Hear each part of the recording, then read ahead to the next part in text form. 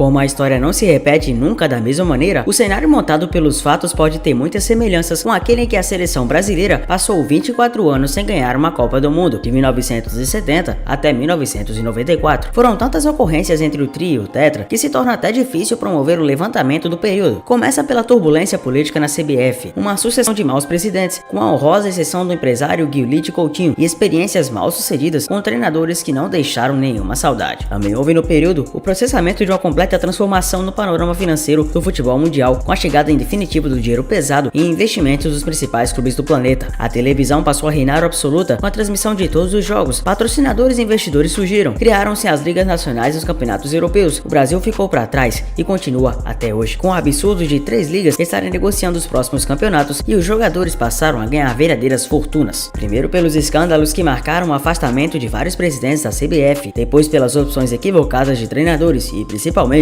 a falta de verdadeiros super craques na atual geração que acumula 5 Copas perdidas. A repetição de erros desgastou a seleção brasileira ao ponto que se encontra no momento com sofrível campanha até nas eliminatórias. Antes era muito fácil ganhar, hoje é mais fácil perder. A manutenção do Tite após o fracasso na Copa da Rússia comprovou-se equivocada, pois ele mesmo com a campanha excelente nas eliminatórias e até fazendo saudade em muitos momentos atuais, conseguiu repetir a façanha de 2018 na Copa do Catar. Quanto à atual safra, nem mesmo o badalado e multimilionário Neymar consegue responder à altura quando chamado à responsabilidade em alguns momentos. Mesmo sendo o principal destaque individual, em 3 mundiais que disputou, acabou vestindo a camisa canarinho e não venceu. Faz parte, ninguém joga sozinho, como ele também tem sua parcela de culpa em outros momentos. No momento assistimos à incompetência da CBF na gestão da seleção, ora apostando em Fernando Diniz, ora sonhando com o italiano Ancelotti. O desgaste necessário se houvesse inteligência futebolística na cúpula da entidade nacional tem atrapalhado o trabalho do técnico e dos próprios jogadores que se mostram perdidos em campo. A seleção apresenta problemas na zaga, mais graves nas alas do que no meio, deficiência criativa no meio de campo e inoperância ofensiva. E para piorar, jogará desfalcado do promissor Vinícius Júnior na próxima partida,